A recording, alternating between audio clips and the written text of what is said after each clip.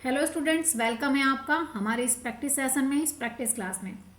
ये क्लास आपके लिए बहुत ही इंपॉर्टेंट होने वाली है और यकीन मानिएगा, जिस तरीके से आपका 22 दिसंबर को उत्तर प्रदेश पीसीएस का जो पेपर हुआ है 22 दिसंबर को, उसके अकॉर्डिंग अगर देखा जाए तो ये आपका जो सेशन है पूरे का पूरा उसी तरीके से यहाँ पे सवाल लिए गए हैं जिस तरीके से 22 दिसंबर को आयोग ने पेपर लिया था। और जितने भी जो भी राज्य हैं, देखो आपको बता दूं कि जितने भी हमारे और राज्यों का जो एग्ज़ाम पीसीएस एग्ज़ाम होता है किसी भी, चाहे वो कोई भी राज्य हो, तो उत्तर प्रदेश पीसीएस जो है या यूपी पीसीएस जो है, ये सबसे अच्छा एग्ज़ाम या सबसे अच्छा लेवल मानता है अपने आप में, और वाकई में ही पेपर का अच्छा लेवल देता भी है। तो अगर आप किसी और राज्य के पीसीएस की तैयारी कर रहे हैं तो ये सेशन आपके लिए बहुत इंपॉर्टेंट होने वाला है। ये तो ज़रूर कह सकते हैं आप कि मैडम जो पेपर है या जो प्रश्न है उनका लेवल थोड़ा सा अप है, थोड़ा अच्छा लेवल है। तो देखो इस बार पीसीएस ने वाकई अच्छा पेपर दिया था, बढ़िया डिज़ाइन किया था, बढ़िया पेपर, मतलब क्वेश्चन बढ़िया लिए थे। तो भाई आरओ को आप बिल्कुल भी इग्नोर नहीं कर सकते हैं कि आरओ एग्जाम के लिए भी बहुत अच्छे क्वेश्चन आपसे पूछे जाएंगे, क्योंकि दोनों का पीसीएस का और आरओ का पेपर लगभग लगभग सेम ही होता है, ज़्यादा अंतर नहीं होता है। तो भाई इस सीरीज को आप ज़रूर लीजिएगा और आपको ये सीरीज बहुत कामगार साबित होगी, क्योंकि पीसीएस के पूरे पेपर को एनालाइज करके साथ में आरओ को एनालाइज करके और भाई किस तरीके का पेपर आने वाला है अनुमानित पेपर पर हम ये पूरी सीरीज आपके स्टार्ट कर रहे हैं। और यहाँ पे 20 सवाल आपके डेली होते हैं और बाकायदे ये सवाल बहुत अच्छे सवाल हैं। चलिए क्लास को आज तक देखेंगे। बिल्कुल पहला सवाल हमने यहाँ पे लिया है। पहला सवाल है कि ग्रामीण प्रौद्योगिकी कार्य समूह, ये है भाई 2.0 और ये परियोजना की पहली वार्षिक समीक्षा बैठक जम्मू कश्मीर के किस जिले में हुई है। देखो सबसे पहले पूछेगा कि ग्रामीण प्रौद्योगिकी कार्य समूह 2.0, इसकी जो परियोजना की जो पहली वार्षिक बैठक है, एक साल में जो पहली बैठक है, ये कहाँ पर हुई है।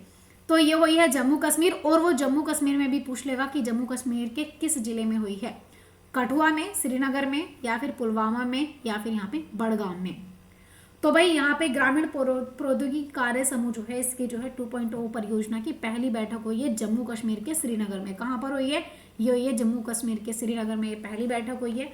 और इस पहली बैठक में चलिए देखो, सबसे पहली बात तो भाई ये है कि ग्रामीण प्रौद्योगिकी कार्यक्रम, यानी कि गाँव में जो है भाई, गाँव में जो प्रौद्योगिकी है, या मैं कहूँ कि विलेज में जो टेक्नोलॉजी है, इस एक्शन को और बढ़ाने के लिए, ठीक है, इसको बढ़ाने के लिए परियोजनाओं की पहली वार्षिक समीक्षा की बैठक ही है। और भाई ये कहाँ पर हुई है? शेर कश्मीर, कहाँ पर ध्यान रखेंगे, शेर कश्मीर कृषि विज्ञान और प्रौद्योगिकी विश्वविद्यालय जो श्रीनगर में है, यहाँ पर आयोजित की गई है।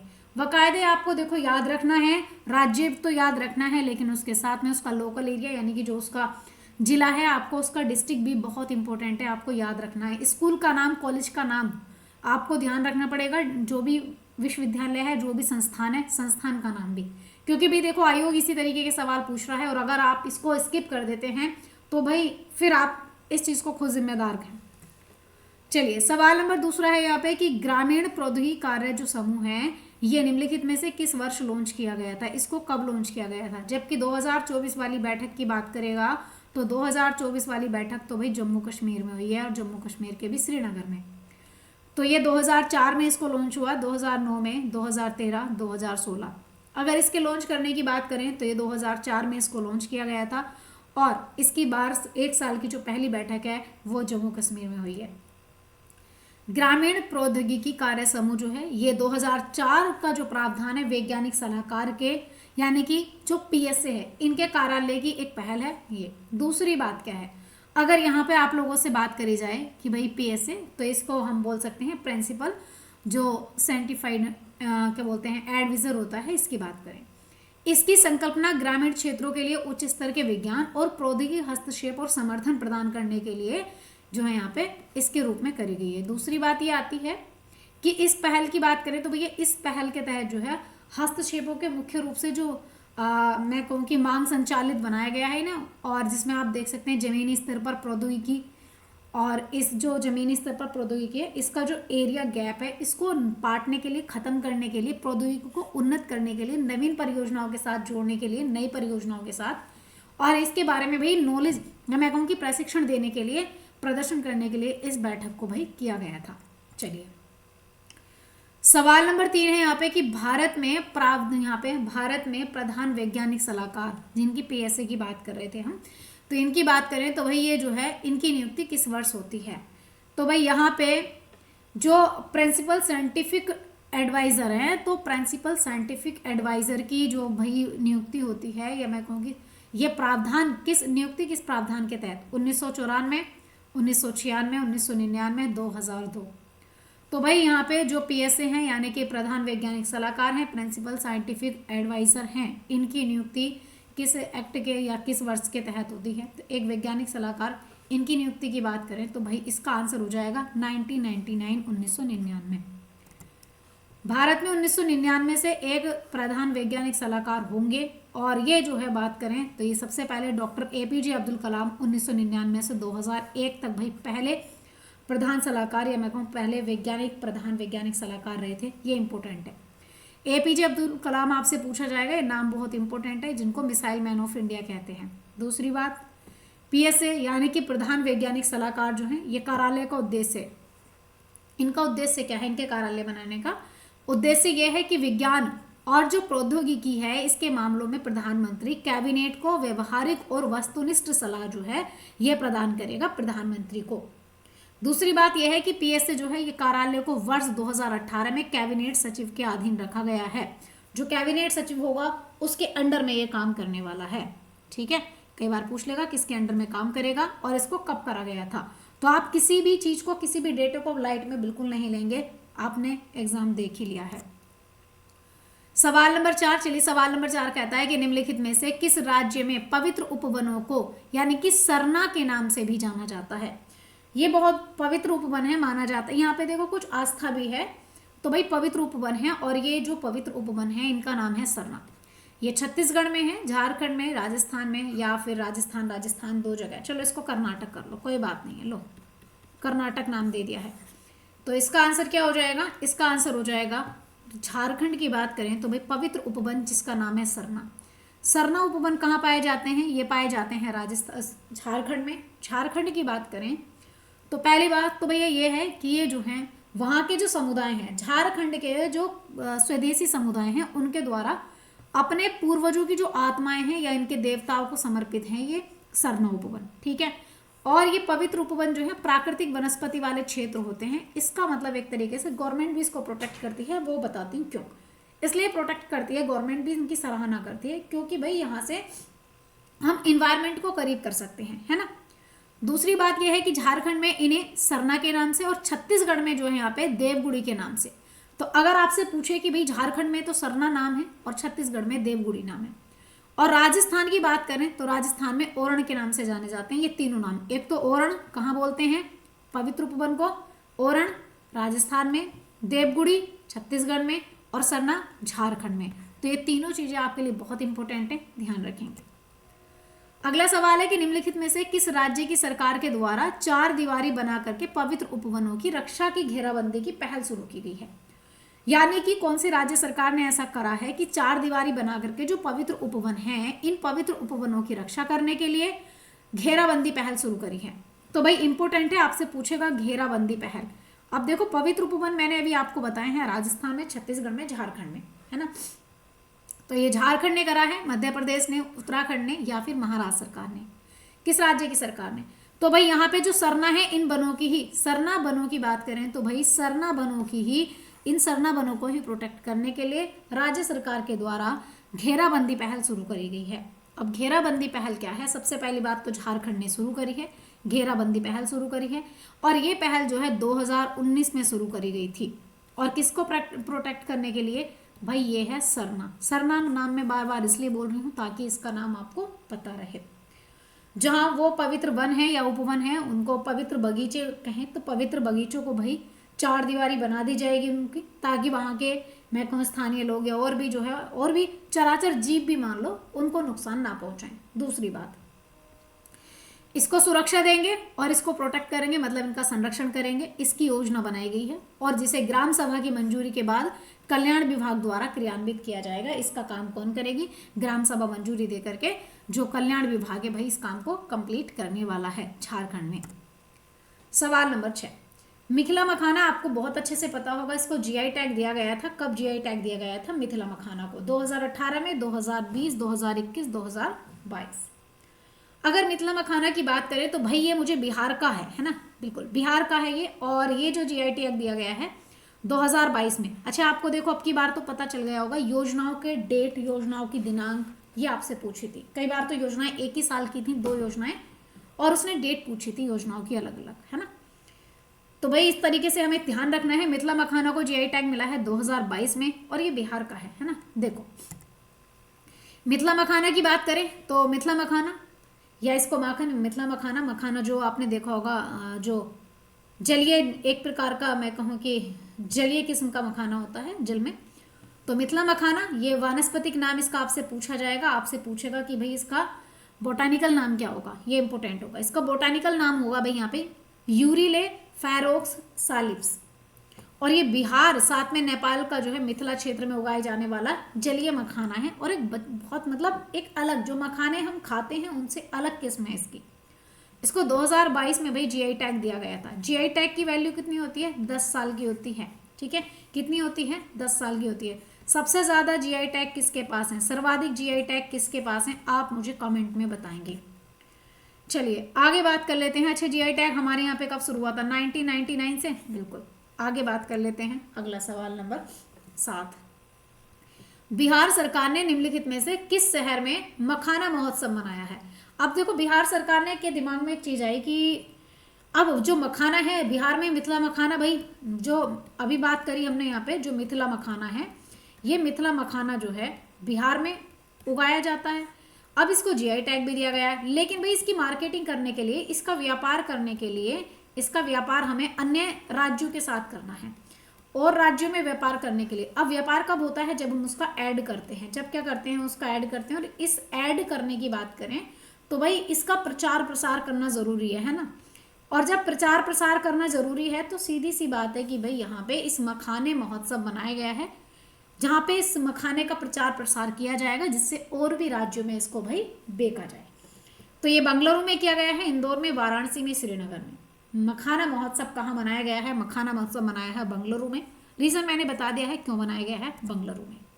वही बात है कि भैया बिहार जो है, बिहार सरकार ने कर्नाटक में, या बिहार सरकार ने कर्नाटक में बिहार की महत्वपूर्ण फसल मखाना को वहां पे जो है भाई बेचा जाए और उस फसल का विस्तार किया जाए, इसका मखाने का जो है बाजार में विस्तार किया जाए। इसके लिए बेंगलुरु में भैया 2 दिन का जो है मखाना महोत्सव मनाया, ठीक है, ध्यान रखना है, 2 दिन का मखाना महोत्सव मनाया है बेंगलुरु में।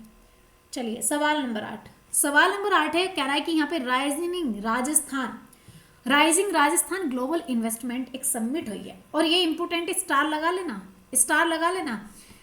और ये मैंने आपको करंट अफेयर में भी पढ़ाई थी, जो वनडे वाली क्लास के लिए करंट अफेयर पढ़ाती हूँ, वहां पे भी ये सवाल मैंने आपको बताया था कि rising Rajasthan global investment summit है।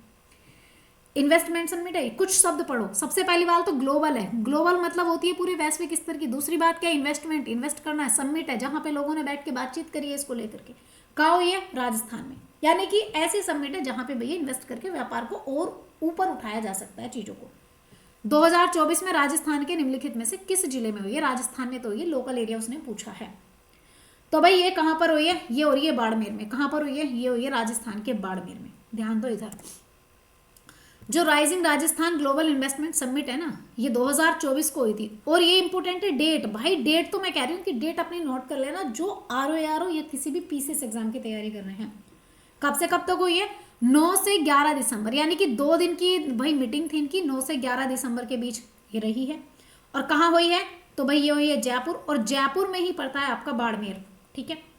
और इस मीटिंग का जो rising Rajasthan global investment summit है, तो भैया इसका काम क्या है, क्या उद्देश्य है, क्यों करी गई थी वहां पे? इसका उद्देश्य ये था, मैंने कहा था इन्वेस्टमेंट का मतलब होता है निवेश करना, है ना। निवेश को बढ़ावा देना और राज्य के जो है आर्थिक विकास को गति देना, राज्य में क्या करना, डेवलप करना, ठीक है। चलो भाई अगला सवाल आता है, सवाल नंबर 9। सवाल नंबर 9 है कि डॉक्टर भीमराव अंबेडकर ने बहिष्कृत भारत समाचार पत्र जो है किस वर्ष शुरू किया था? और स्टार लगा लेना। इस प्रकार के सवाल ना आपको पीसीएस में नेक्स्ट बार जरूर देखने के लिए मिलेंगे, और आरओ में तो मिलेंगे ही मिलेंगे।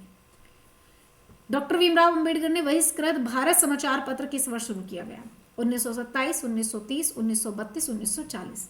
हाँ, ये कह सकती हूँ मैं कि इस प्रकार के सवाल आपको डायरेक्टली मैं कहूँगी इतने शॉर्ट में देखने के लिए नहीं मिलेंगे, स्टेटमेंट में या मिलान करने के लिए आपको ज़रूर देखने के लिए मिलेंगे। चलिए, तो भाई इसको किस वर्ष में शुरू किया गया था अगर इनकी बात करें? चलिए, इसको शुरू किया गया था तो अच्छा, इसको किस वर्ष शुरू किया गया था? ये शुरू की गई थी भाई आपकी 1927 में इसको शुरू किया गया था। आंसर होगा option A. Doctor Bhimrao Ambedkar ने बहिष्कृत भारत समाचार पत्र की जो है शुरुआत करी थी 1927 में। अगला सवाल आता है, सवाल नंबर 10। पूना पैक्ट पर हस्ताक्षर निम्नलिखित में से किस वर्ष किए गए थे? अच्छा सवाल है, और आपने देखा होगा इस बार पीसीएस में भाई हिस्ट्री के सवाल बड़े अच्छे पूछे गए थे। मतलब ये नहीं कह सकते कि हिस्ट्री बहुत आसान पूछी गई थी। जब एनालाइज करा तो मुझे ऐसा लगा था कि हिस्ट्री सबसे ज़्यादा पूरे मतलब पेपर में अगर सबसे बढ़िया सवाल थे तो वो हिस्ट्री के थे, है ना।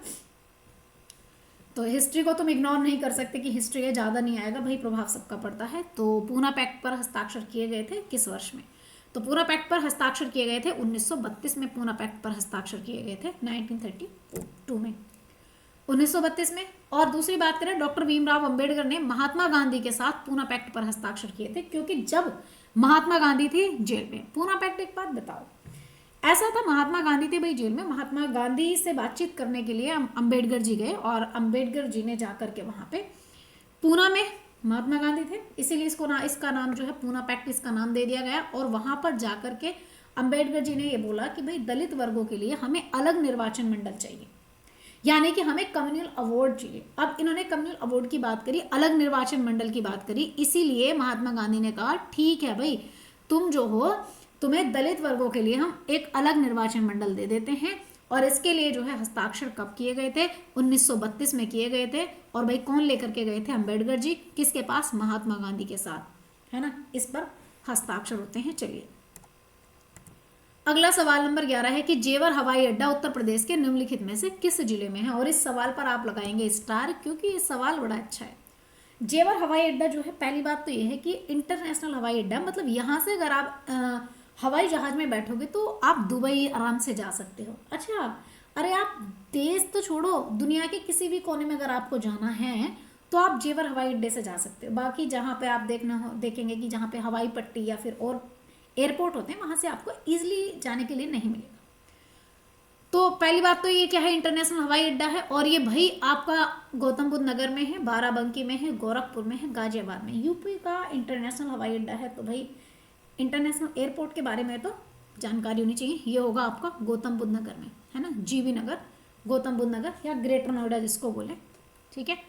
चलिए देखो, हवाई अड्डा है भाई, जेवर हवाई अड्डा है जो नोएडा में है, और अंतर्राष्ट्रीय हवाई अड्डा भी कहा जाता है। दूसरी बात है उत्तर प्रदेश के गौतम बुद्ध नगर जिले में हो जाएगा। चलिए, तीसरी बात, हवाई अड्डे का जो लक्ष्य है भाई, हवाई अड्डे का लक्ष्य ये रखा गया है, इसका ऊर्जा को ध्यान में रख करके जो इसकी ऊर्जा होगी, इसकी बात करें तो भाई इसकी जो ऊर्जा है पर्यावरण और डिजाइन के नेतृत्व में बात करें, पर्यावरण डिजाइन के नेतृत्व में, ये स्वर्ण मानक प्रमाणन की बात करूं मैं, हाँ, स्वर्ण मानक प्रमाणन और कार्बन नेट जीरो संचालन के ध्यान में रखते हुए। मतलब इसका कहने का ये है कि जो जेवर हवाई अड्डा है ये चर्चा में इसलिए है क्योंकि भाई जेवर हवाई अड्डे का टारगेट ये है कि हम ऊर्जा जो लेंगे वो क्या बोलते हैं, सतत विकास के तहत काम करेंगे। ये जो है ये पूरा सतत विकास के तहत काम करेगा, मतलब कहने का ये पर्यावरण को ध्यान में रखते हुए विकास करेगा, ठीक है। चलिए, अगला सवाल नंबर 12 है कि विश्व रोगाणु रोधी जागरूकता एक सप्ताह मनाया जाएगा, तो ये हर साल कब मनाया जाता है? किस महीने के अंत में? जनवरी, मार्च, अगस्त, नवंबर। अब विश्व रोगाणु रोधी जागरूकता दिवस मनाया जाता है, ये मनाया जाता है नवंबर के लास्ट में। क्यों भाई? पहली बात तो ये है कि जो रोगाणु रोधी सप्ताह है ये रोगाणु के बारे में जागरूकता बढ़ाने के लिए मनाया जाता है और पूरे विश्व में मनाया जाता है। कब ये मनाया जाता है? 1824 नवंबर को मनाया जाता है। दूसरी बात ये है कि भाई ये जो है ये जब होता है, जब बैक्टीरिया, वायरस, परजीवी, कवक, जो छोटे छोटे सूक्ष्म जीव होते हैं, जैसे ये पनपने शुरू होते हैं, रोगाणु रोधी दवाओं को जो यहाँ पे इस्तेमाल किया जाता है या प्रतिरोधी होते हो जाते हैं, जिससे संक्रमण का उपचार कठिन हो। तो इससे यानी कि कोई भी बीमारी फैले उसको पहले ही कंट्रोल कर ले, इसके बारे में जानकारी सबको दी जाए, जिससे बड़ा खतरा ना बन पाए। ठीक है, चलिए सवाल नंबर 13, नियंत्रण रेखा निम्नलिखित में से किस वर्ष निर्धारित की गई थी। बात करें लाइन ऑफ कंट्रोल की, एलओसी की बात कर रही हूं मैं भाई, तो ये एलओसी जो है ये कब बनाई गई थी? 1969 में, 1972, 1972 दो बार है, 1980। चलो एक काम करो, 1972 को आप इसको सी वाले को आप 74 कर लो, 1974 कर लेते हैं। ठीक है, ये इसको आप 1974 कर लो।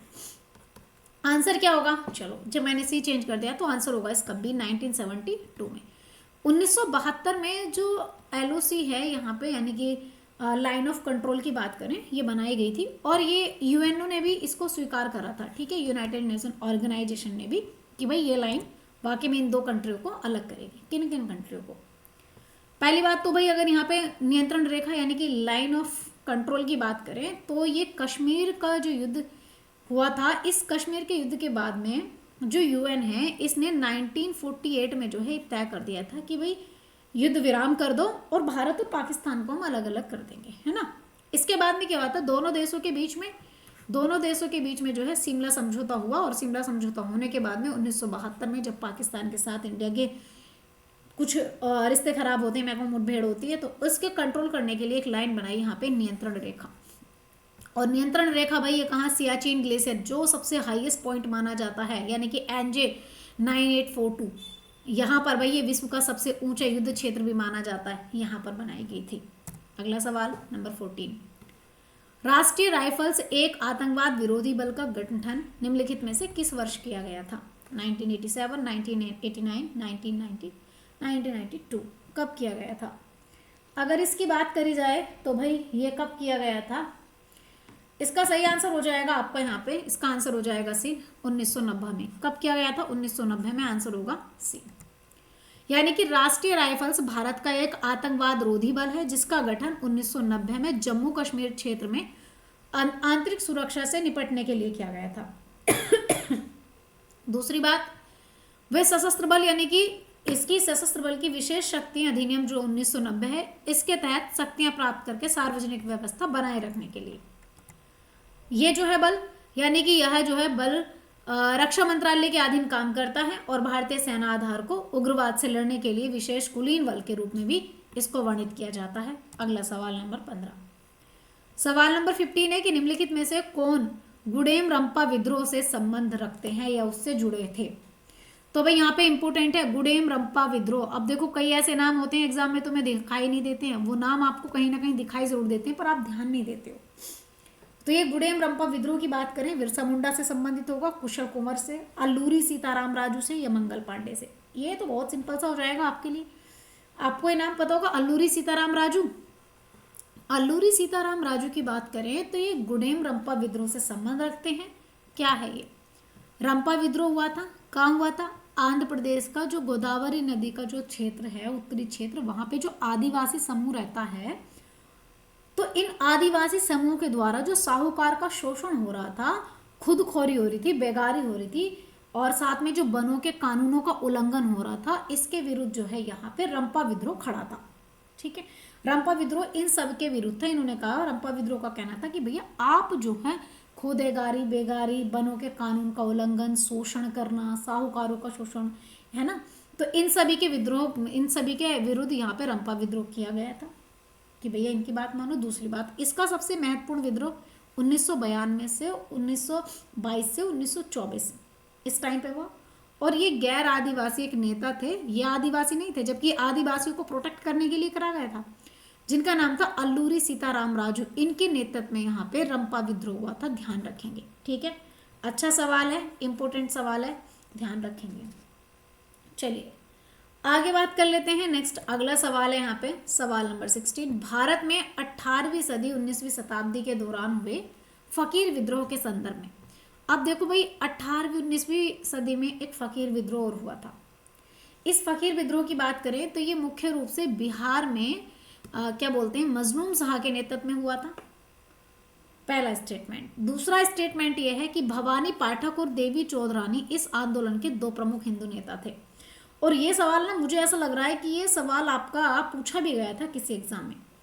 तो ये वाला जो पहला स्टेटमेंट है उसने पूछा कौन सा सही है, तो भाई इसमें स्टेटमेंट तो दूसरा ठीक है, क्योंकि जो आपका फकीर विद्रोह था उसमें भवानी पाठक और देवी चौधरानी ये दोनों जो थी प्रमुख नेता थी। पर पहला ऑप्शन गलत होगा, दूसरा सही होगा, इसका मतलब आंसर होगा ऑप्शन बी, ये वाला ऑप्शन बिल्कुल ठीक होगा। फकीर विद्रोह की बात करी जाए तो भाई कहाँ पे हुआ था, बंगाल में हुआ। दूसरी बात बिहार में नहीं हुआ है ना, उसने बिहार में बता रखा था। दूसरी बात सन्यासी विद्रोह के दो प्रमुख हिंदू नेता थे, कौन कौन थे भाई, एक तो थे यहाँ पे पाठक जी भवानी पाठक, दूसरी थी देवी चौधरानी। तीसरी बात है यहाँ पे, अगर यहाँ पे मजनम की बात करें, मजनम शाह का समर्थन इसको प्राप्त था, ये भी बात सही है। चलिए अगला सवाल नंबर 17, वन्यजीव और वनस्पति की लुप्त प्रजातियों में अंतर्राष्ट्रीय व्यापार पर अभी समय के संबंध में निम्नलिखित कथनों पर विचार कीजिए। पहला स्टेटमेंट है इसके बारे में कि जो वन्यजीव वनस्पति की लुप्त प्रजाति हैं अंतर्राष्ट्रीय व्यापार पर जो अभी समय है इसके संबंध में बात करें तो पहला स्टेटमेंट है कि यह सरकारों के बीच एक अंतर्राष्ट्रीय समझौता है जिसका उद्देश्य ये सुनिश्चित करना है कि जंगली पशुओं और पौधों के अंतर्राष्ट्रीय व्यापार से उनके अस्तित्व को खतरा ना हो। जो CITES है, अगर इसकी बात करी जाए तो दूसरी स्टेटमेंट है कि जो CITES है ये कानूनी रूप से पक्षों पर बाध्यकारी नहीं है। देखो इसका आंसर हो जाएगा भाई यहाँ पे कौन सा स्टेटमेंट सही है, पहला स्टेटमेंट सही है, क्योंकि ये पक्षों पर बाध्यकारी है। आप अगर बात करें यहाँ पे तो जो लीगली की बात करें, लीगली बाइंडिंग की, तो भैया इसमें कुछ पार्टीज की बात नहीं है ना। चलिए तो इसमें आप देखेंगे स्टेटमेंट पहला सही हो जाएगा, दूसरा सही नहीं है, तो आंसर क्या हो जाएगा इसका, ऑप्शन ए, ये स्टेटमेंट गलत हो जाएगा। क्योंकि जो वन्यजीव और जंतु वनस्पति जो लुप्त प्राय हो चुके हैं, मतलब जिनकी भाई जनसंख्या जो आज हमें देखने के लिए नहीं मिल रहे हैं, इन प्रजातियों के अंतर्राष्ट्रीय व्यापार पर अभी समय है। दूसरी बात क्या है, ये सरकारों के बीच एक अंतर्राष्ट्रीय समझौता है, सरकारों के बीच, जिसका उद्देश्य ये सुनिश्चित करना है कि भाई जंगली पशु हैं, जंगली पौधे हैं, अंतर्राष्ट्रीय व्यापार के अस्तित्व के खतरों में इनको ना डाला जाए, इनको बल्कि प्रोटेक्ट किया जाए। अब देखो यहाँ पे जो CITES है इसको 1973 में अपनाया गया था और वर्ष 1975 से इसे लागू कर दिया, जिससे हम इन्हें, अगर आप कोई व्यापार करते हैं किसी देश, एक देश दूसरे देश के साथ, तो जो प्रजातियां लुप्त हो चुकी हैं, जो पौधे हैं या जीव, जो भी जीव चराचर हैं, जो वनस्पतियां हैं, उनको खत्म ना किया जाए, उनको और बल्कि प्रोटेक्ट किया जाए। आपके व्यापार से अगर इन पे कोई हानि पहुंचती है तो आपको वो व्यापार नहीं करना है। इसमें 184 सदस्य दल हैं और बात करें तो इसमें जो है 38,000 से भी ज़्यादा प्रजातियों का व्यापार विनिमय होता है। दूसरी बात, हालांकि बात करी जाए यहाँ पे CITES की, तो ये कानूनी रूप से पार्टियों पर बाध्यकारी है और दूसरे शब्दों में इन्हें अभी समय कन्वेंशन को लागू करना होगा और ये राष्ट्रीय कानूनों की जगह नहीं लेती। तीसरी बात ये है कि CITES जो है ये सचिवालय का प्रशासन संयुक्त राष्ट्र पर्यावरण कार्यक्रम यानी कि जो यूनाइटेड नेशन एनवायरनमेंट प्रोग्राम है, इसके द्वारा जो है जिनेवा स्विट्जरलैंड में जो है तो हेडक्वार्टर है जिसका, इसके द्वारा ये जारी किया जाता है। चलिए अगला सवाल नंबर 18। सवाल नंबर 18 है कि प्रजातियों की हरित स्थिति के संबंध में कुछ स्टेटमेंट हैं, आपको बताने हैं जो स्टेटमेंट ठीक है। दो स्टेटमेंट है। पहला स्टेटमेंट प्रजातियों की हरित स्थिति के बारे में, ये जो है यह निर्धारित करने के लिए एक नया वैश्विक मानक है कि कोई प्रजाति अपने पूरे क्षेत्र में पारिस्थितिक रूप से पूर्णतः कार्यात्मक होने के कितने निकट है। दूसरा स्टेटमेंट है कि इसे UNFCCC जो UNFCCC इसके द्वारा लॉन्च किया जाता है। तो मुझे ऐसा लगता है कि ये UNFCCC के द्वारा तो लॉन्च नहीं होती है, लेकिन पहला स्टेटमेंट ठीक है, दूसरा स्टेटमेंट ठीक नहीं है। पहला ठीक है, उसने ठीक पूछा तो आंसर होगा ऑप्शन ए, क्योंकि पहला ही स्टेटमेंट ठीक है ना। देखिए पहली बात तो जो ग्रेन स्टेट ऑफ जो स्पीसीज है इसको IUCN यानी कि अगर बात करी जाए IUCN की, तो भाई इसको IUCN जो है लॉन्च करता है, पहली बात। दूसरी बात, ये निर्धारित करने के लिए एक नया वैश्विक मानक है जिससे एक ऐसा पैरामीटर, या मैं कहूँ कि एक ऐसा क्या बोलते हैं मेजर करने के लिए कि कोई प्रजाति अपनी सीमा और पूरी तरह से पारिस्थितिक रूप में कार्यात्मक होने के निकट है। ठीक है। सवाल नंबर 19, एंथ्रिक्स के संबंध में निम्नलिखित कथनों पर विचार कीजिए। एंथ्रिक्स के बारे में आपको बताना है। पहला स्टेटमेंट है कि एंथ्रिक्स एक रोग है जो बैसिलस एंथ्रेसिस नामक जो बीजाणु है या बीजाणु निर्माण बैक्टीरिया है इसके द्वारा होता है। दूसरी बात है कि ये रोग मनुष्यों की तुलना में मवेशियों में, भेड़ बकरियों में ऐसे पशुओं को अधिक प्रभावित करता है। एंथ्रेक्स, अगर एंथ्रेक्स की बात करें तो भाई दोनों बातें हैं। पहली बात तो ये जो है एंथ्रेक्स एक वैसिलस एंथ्रेसिस नामक जो विजाणु है इसके द्वारा होता है, बैक्टीरिया के द्वारा, और ये मनुष्यों को तो कम लेकिन भेड़ बकरियों को बहुत ज़्यादा प्रभावित करता है। दोनों स्टेटमेंट ठीक है, आंसर हो जाएगा ऑप्शन सी। ठीक है, कई बार आपसे एंथ्रेक्स कह के भाई कुछ और भी नाम दे सकता है, तो आपको पता होना चाहिए एंथ्रेक्स क्या है। ठीक है, चलिए, एंथ्रेक्स एक बीमारी है जो कि वैसिलस एंथ्रेसिस नामक एक जीवाणु से उत्पन्न होती है, बैक्टीरिया से। दूसरी बात, ये लोगों की तुलना में भेड़ बकरियों को बहुत ज़्यादा प्रभावित भी करती है। लोग संक्रमित जानवरों जैसे ऊन, मांस, खाल इनके संपर्क में जैसे आते हैं तो एंथ्रेक्स से संक्रमित हो जाते हैं। जैसे भाई मान ले जाए अगर किसी कोई पशु एंथ्रेक्स की चपेट में था और भाई उसका मांस खा लिया तो कॉमन है कि उस ह्यूमन को ये बीमारी हो सकती है। दूसरा, अगर मान लिया उसकी ऊन के बने हुए आपने कपड़े पहन लिए या फिर उस जानवर की त्वचा से बने हुए लेदर पैकेट या लेदर जो प्रोडक्ट हैं वो आपने यूज़ किए तब। दूसरी बात, ये एक संक्रमित पशु या व्यक्ति से दूसरे सीधे नहीं फैलता है, बल्कि ये बीजाणुओं के द्वारा फैलता है। बीजाणु कपड़ों या जूतों के माध्यम से फैलते हैं। ऐसा नहीं है कि आप उसके साथ रहने तो आपको हो जाएगा, नहीं, एक संक्रमित बीमारी नहीं है लेकिन उसके संक्रमित चीज का यूज करने से, है ना। चलिए, आज का लास्ट सवाल और अंतिम सवाल नंबर 20, समुद्री उष्ण तरंग, इसके संबंध में कुछ स्टेटमेंट है। समुद्री उष्ण तरंग, जो स्टेटमेंट ठीक है वो आपको बताने हैं। समुद्री उष्ण लहरें केवल गर्मियों में ही आ सकती हैं, और इस प्रकार के सवाल यकीन मानना पीसीएस आपसे पूछेगा, यूपीएससी भी पूछेगा। समुद्री उष्ण लहरें केवल गर्मियों में आ सकती हैं। दूसरी बात, समुद्री उष्ण लहरों के सबसे आम कारणों में समुद्री धाराएं शामिल हैं। तो भाई देखो, इसका जो है पहला स्टेटमेंट बिल्कुल गलत है। ये गर्मियों में नहीं आ सकती केवल और केवल, भाई ये किसी भी मौसम के लिए समुद्री उष्ण लहरें गर्मियों में नहीं आ सकती। ये तो भाई ऐसा है नहीं, ये स्टेटमेंट गलत है। दूसरा स्टेटमेंट ठीक है, आंसर होगा ऑप्शन बी। क्यों भाई, समुद्र में भी हीट वेव या गर्म लहरें जो हैं ये आती हैं और इन्हें समुद्री हीट वेव के रूप में जाना जाता है। समुद्री हीट वेव समुद्र का जैसे तापमान लंबे समय तक जैसा रहेगा उसके हिसाब से ये बनती हैं। दूसरी बात, ये अत्यधिक गर्म रहती हैं जो समुद्री पारिस्थितिकी तंत्र और उद्योग पर महत्वपूर्ण प्रभाव डालती हैं, क्योंकि भाई ज़्यादा अगर गर्म लहरें रहेंगी तो कहीं ना कहीं जीवों पे बहुत ज़्यादा फर्क पड़ेगा। दूसरी बात, समुद्री हीट वेव जो है गर्मी या सर्दियों में हो सकती हैं। ऐसा नहीं है कि सिर्फ और सिर्फ गर्मी में होंगी, सर्दियों में भी हो सकती हैं। और इन्हें जो है वर्ष के स्थान और समय के लिए अपेक्षित तापमान के अंतर और आधार पर परिभाषित किया जाता है। ये डिपेंड नहीं करता कि सिर्फ और सिर्फ गर्मी में होंगी। ठीक है।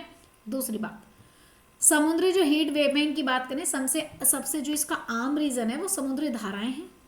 उष्ण जल और हवा समुद्री ताप प्रवाह के क्षेत्रों को निर्माण कर सकती हैं और वायुमंडल से जो है समुद्र की सतह के माध्यम से उष्णता उत्पन्न कर सकती हैं, इसलिए। और तीसरी बात ये कि ये जो है अल नीनो के कारण समुद्री लहरें उत्पन्न होती हैं। जो अल नीनो कैसी है, आप कहोगे ये एक गर्म जलधारा है।